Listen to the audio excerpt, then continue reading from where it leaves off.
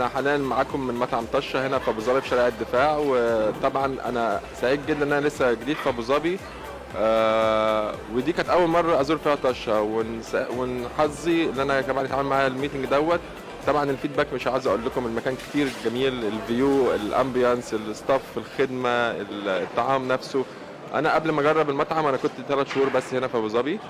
طلبت مرتين اونلاين، ودي كانت اول مره ازور المطعم. بصراحه حاجه فوق الممتازه، وبرشح كل الناس انها تزور المطعم وتجرب المكان والسيرفيس والخدمه وجوده الطعام بنفسها.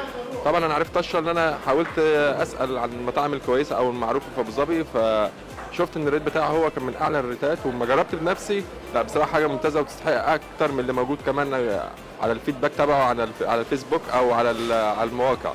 وباذن الله دي مش اول ولا اخر مره، دي اول مره طبعا، وانا سعيد انها تتكرر كذا مره واثنين وثلاثه، واسعد وكل الناس اللي اعرفها في ابو ظبي وساكنين في ابو ظبي اكيد طشه يكون مطعمهم رقم 1 باذن الله.